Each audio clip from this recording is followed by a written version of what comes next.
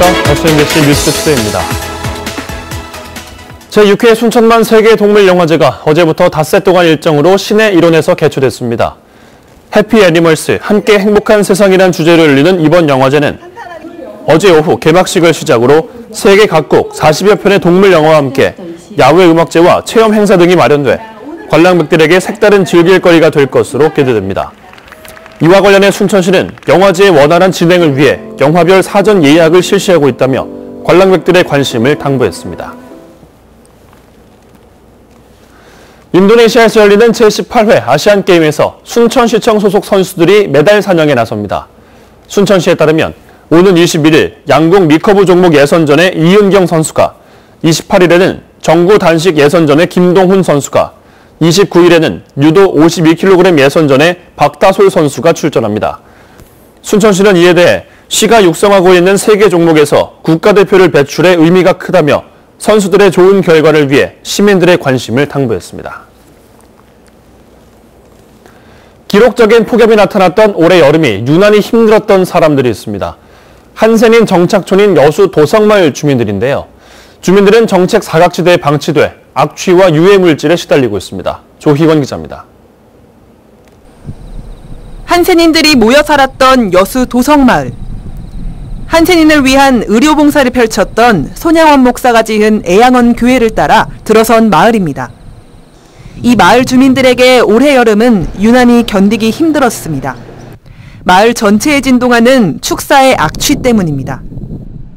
문을 못 열어요. 그 여름에 본인들 문을 못 열었는데 바로 냄새가 들어오는 구조라서 더운데 창문 못 여시는 거예요. 빨래를 조금만 내놔도 냄새가 배어버려요, 금방.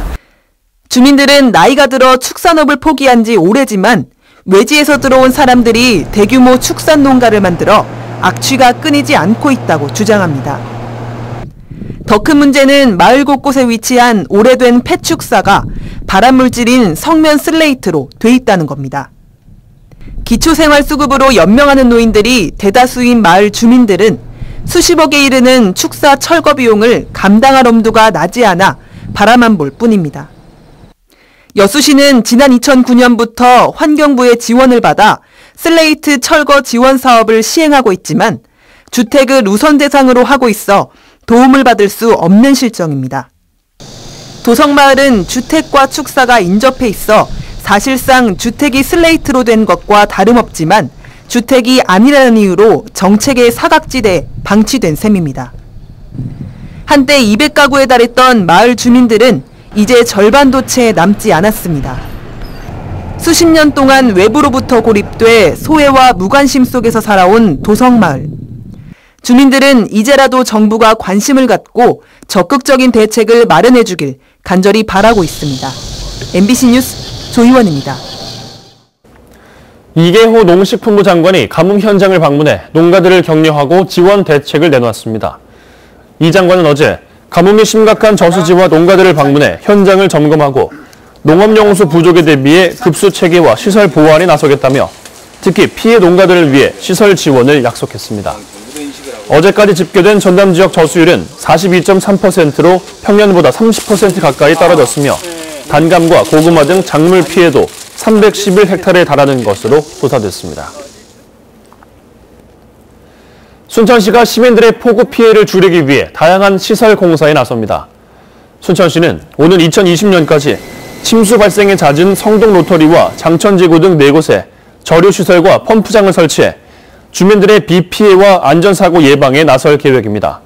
순천시는 또 동천변 저류지 조성사업 완공을 위해 다음 달까지 강변로 물넘 및 도로 공사를 진행한다며 이 기간 주민들의 협조를 당부했습니다. 연일 이어지는 기록적인 폭염으로 바닷물의 온도가 상승함에 따라 비브리오 폐혈증 감염에 대한 각별한 주의가 요구되고 있습니다. 일선시군보건소는 비브리오 폐혈증 예방을 위해 어패류 충분히 익혀 먹기와 저온 보관, 도마나 칼 소독 후 사용, 상처 부위에 바닷물 접촉하지 않기 등 예방수칙 준수를 당부하고 있습니다. 비브리오 폐혈증은 오염된 어패류를 날것으로 먹거나 피부 상처를 통해 감염되며 해수온도 18도 이상에서 균의 증식이 빨라 6월부터 10월 사이 집중적으로 발생하는데 지난 3월 여수 해역에서 올해 처음으로 균이 검출된 바 있습니다. 여순 사건 70주기 추모 사업을 추진할 공식 기구가 어제 첫 회의를 가졌습니다. 출범 시기가 다소 늦어지기는 했지만 유족회와 보훈단체 등이 함께 머리를 맞댄 것만으로도 큰 의미가 있습니다. 보도에 문영철 기자입니다. 지역 각계를 대표하는 인사들이 한자리에 모였습니다. 여순 사건 70주기를 맞아 꾸려진 시민위원회는 다소 무겁고 긴장된 분위기 속에 첫 회의를 시작했습니다. 몇 차례 수정 끝에 운영 규약이 통과됐고 위원장을 포함한 5명의 임원이 선출됐습니다. 그동안 갈등과 반목을 이어왔던 유족회와 보훈단체 등이 함께 이뤄낸 첫 성과입니다. 심을동군의 추진위원 여러분, 합의한다면 우리 지역의 아픈 역사는 치유하고 통합을 위한다는 첫걸음이 될 것이라고 생각합니다. 추진위원회는 앞으로 올해 70주기를 맞은 여순 사건의 추모 사업을 총괄합니다. 9명 내외로 구성된 실무위원회가 구체적인 사업을 발굴하고 기획해 세부 계획을 세우면 총회에서 이를 승인하는 방식입니다. 추모 사업으로는 희생자 추모제와 시민토론회, 여순 사건 유적지 정비 사업 등이 거론되고 있습니다. 다만 지원 예산이 1억 4천여만 원에 불과해 위령탑 건립 같은 수건 사업이 어렵다는 것은 아쉬움으로 꼽힙니다. 70주기를 맞아서 전국 문학인 대회를 계획하고 있었습니다. 우리 가슴에 맺혔던 응어리, 그리고 아픔들을 한번 풀어내는.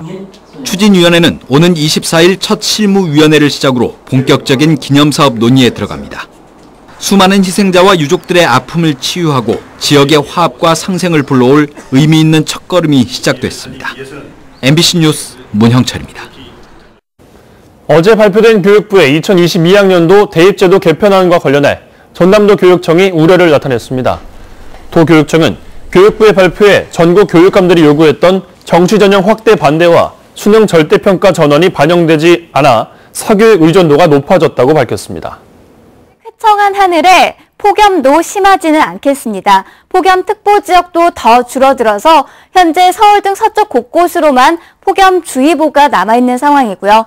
오늘 한낮 기온 대구는 30도 선에 머물겠습니다. 그 밖에 서울은 33도, 광주는 34도 등으로 서쪽 곳곳은 폭염주의보 수준까지 기온이 오르기는 하겠지만 다행히 습도가 높진 않겠고요. 주말 동안 열대야도 없을 것으로 보입니다.